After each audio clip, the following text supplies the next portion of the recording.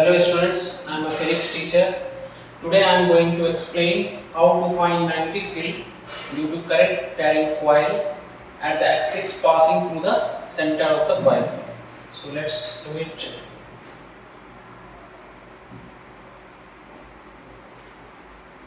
Suppose ये coil है, ठीक है, और इसमें n नंबर ऑफ टर्न्स रखा है, ठीक है, n नंबर ऑफ टर्न्स।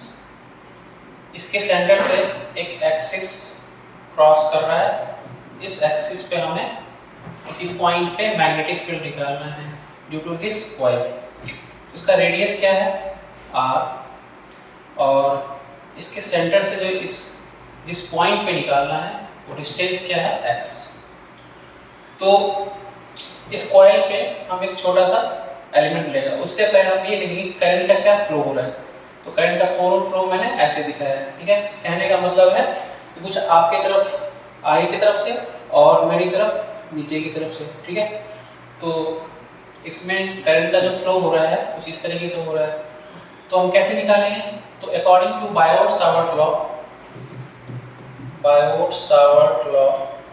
क्या कहता है, इसका फॉर्मूला होता है आपका mu not by 4 pi I D L sine theta by R square, ठीक है।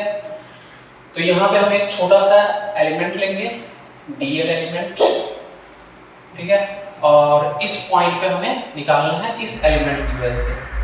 तो इस डीएल और इस पॉइंट के बीच में डिस्टेंस क्या है, तो डिस्टेंस मैंने ले लिया r, ठीक है। अब ये x है और ये r है, तो ये डिस्टेंस क्या हो जाएगा, r equals to by Pythagoras theorem r equals to root under r square plus x square, ठीक है। अब इस पॉइंट पे हम मैग्नेटिक फील्ड निकालेंगे इस एलिमेंट की वजह से। तो डिस्टेंस ऐसे है और करंट I की तरफ जा रहा है, एलिमेंट जो है उसमें करंट I की तरफ जा रहा है। तो उसके साथ ये डिस्टेंस ऐसा है आपका। तो इसमें अगर हम right hand thumb rule apply करें तो क्या होगा, अगर हम कर्ल करें हाथों को तो मैग्नेटिक फील्ड का डायरेक्शन इधर जा रहा है, ठीक है। तो मैग्नेटिक फील्ड का डायरेक्शन आपका कुछ इस तरीके से होगा dB, ठीक है। और ये एंगल कितना बना रहा है, 90 डिग्री, ठीक है। और ये एंगल कितना होगा, थीटा।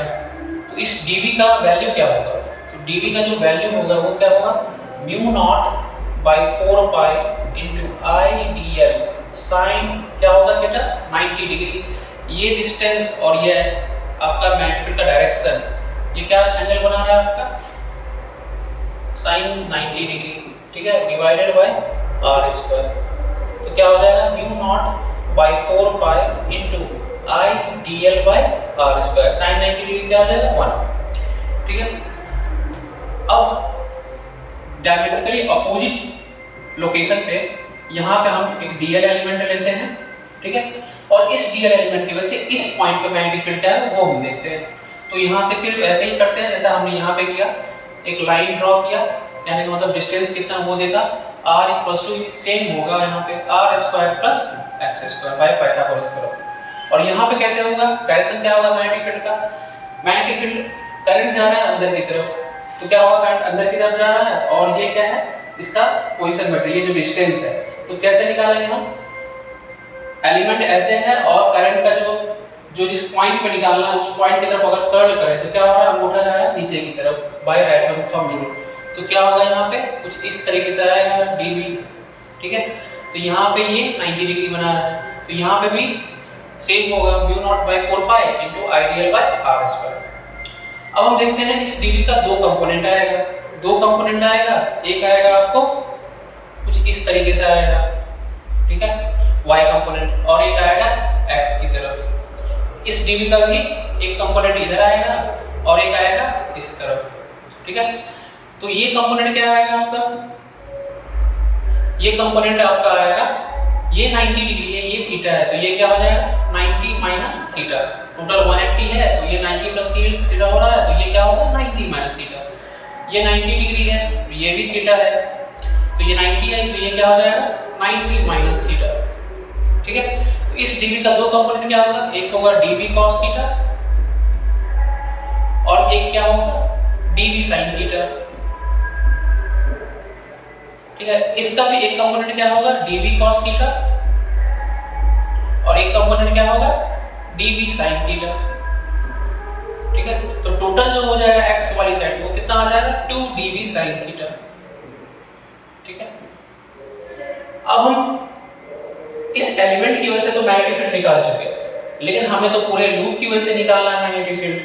तो हम क्या करेंगे, पूरे लूप के लिए निकालने के लिए हम क्या करेंगे, इंटीग्रेट करेंगे। जो हमने dv निकाला है ये, उसको हम इंटीग्रेट करेंगे। तो कैसे करेंगे वो हम देखते हैं। तो यहाँ पे क्या होगा, हम इंटीग्रेट करेंगे dv को। तो ये सिंपली dv को केवल हम इंटीग्रेट नहीं करेंगे, हमारा जो इंटीग्रेशन होगा वो क्या होगा dv sin थीटा। ठीक है, ये तो हमारा गलत है, ये इस तरीके से हम नहीं करेंगे। हम क्या कैसे करेंगे dv sin थीटा, या कैसे करेंगे हम b equals to 2 dv sin theta. ठीक है, तो यहाँ पे जैसे हमने दो एलिमेंट लिए हैं तो हम 2 dv sin थीटा को कंसीडर करेंगे। तो चलो इसको करते हैं। तो b इक्वल्स टू क्या हो जाएगा 2 dv sin थीटा। ठीक है, और इसको हम इंटीग्रेट करेंगे। तो क्या करेंगे, पहले हम कांस्टेंट जो होता है उसको हम बाहर निकालेंगे। 2 बाहर निकाल लिया, और dv का वैल्यू क्या है, dv का वैल्यू है mu not by 4 pi into I dl by r square.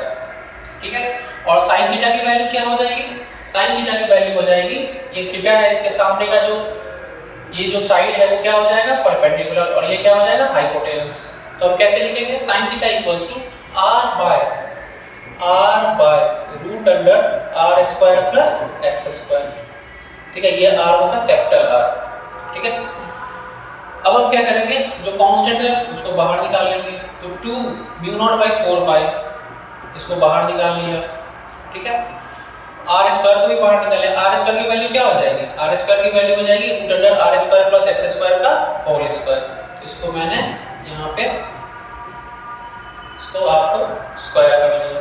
ठीक है, और क्या बाहर आएगा, ये r बाहर आ जाएगा, तो ये r को मैंने यहाँ रख दिया, और ये भी बाहर आ जाएगा, तो root under r square plus x square, इसको भी बाहर कर दिया। ठीक है, तो वेरिएबल क्या है, यहाँ पे वेरिएबल है d, और i को भी हमने बाहर कर लिया। तो dl वेरिएबल है, और हमारा लिमिट क्या होगा, यहाँ पे जो लिमिट हो जाएगा इंटीग्रेशन का वो क्या होगा 0 से l/2, क्योंकि हम दो एलिमेंट ले रहे हैं तो किसी एक पोर्शन के लिए निकाले तो उसके लिए हम l/2 यूज करेंगे। अगर हम dv sin थीटा यूज करते तो यहाँ पे लिमिट क्या होता है 0 से l, तो हम इसे l/2 से लिमिट से हम देखेंगे कैसे फाइंड करते हैं। तो b इक्वल्स टू क्या हो जाएगा 2 into mu not by 4 pi into I r divided by, यहाँ पे क्या आ जाएगा, यहाँ पे आ जाएगा आपका r square plus x square का पावर 3/2। 3/2 कैसे है, ये और ये इन दोनों को मैंने मर्ज कर दिया। अब क्या होगा dl का आ जाएगा l, और l की लिमिट क्या हो जाएगी 0 से l/2। ठीक है, अब क्या होगा, यहाँ पे ये 2 से 4 कैंसिल हुआ।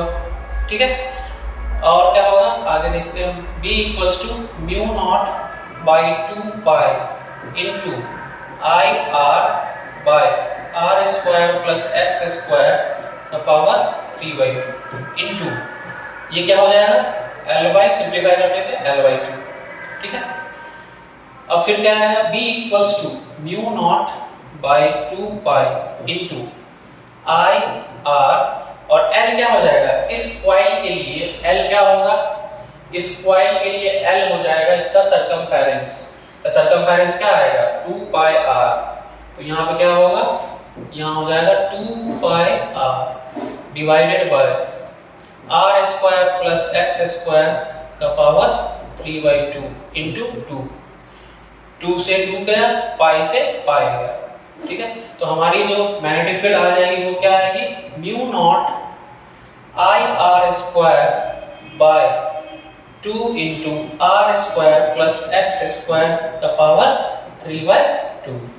ठीक है, ये हमारा मैग्नेटिक फील्ड आएगा due to current carrying coil for the axis at the axis. ठीक है, तो अगर इसमें अगर हमें सेंटर पे निकालना है, अगर कॉइल के सेंटर पे निकालना है तो हम क्या करेंगे x0 हो जाएगा एट सेंटर ऑफ कॉइल अगर आपको मैग्नेटिक फील्ड निकालना है तो क्या हो जाएगा, mu not I R square divided by 2 R square, X तो 0 हो जाएगा क्योंकि हमें सेंटर पे निकालना है, तो प्लस 0 पावर 3/2। ठीक है, तो यहाँ पे क्या आ जाएगा हमारा, सिंप्लीफाई करने पे mu naught into I R square divided by 2 क्या आ जाएगा, आर क्यूब। ठीक है, इससे ये गया तो बचेगा क्या हमारे पास, mu not I bye 2r। ठीक है, अब देखो यहाँ पे n नंबर ऑफ टर्न्स है, for n number of turns, n number of turns के लिए हम निकाल रहे हैं, तो यहाँ पे क्या हो जाएगा, b n से मल्टीप्लाई कर देंगे तो क्या आ जाएगा, mu not ni bye 2r। तो ये हमारा क्या हो जाएगा, मैग्नेटिक फील्ड एट सेंटर। ठीक है, और ये क्या हो जाएगा, एट एक्सिस, किसी भी पॉइंट, एक्सिस के किसी पॉइंट पे निकालना है तो ये हमारा आ जाएगा, ये आपका आ जाएगा मैग्नेटिक फील्ड। और n नंबर ऑफ टर्न्स के लिए निकालेंगे इसी में, for n number of turns के लिए निकालेंगे तो क्या आ जाएगा, इसी में n से मल्टीप्लाई हो जाएगा, mu not ni r square divided by 2 into R square plus X square का पावर 3/2। तो इस तरीके से हम मैग्नेटिक फील्ड निकालते हैं eight the axis passing through the centre of the coil. Thank you.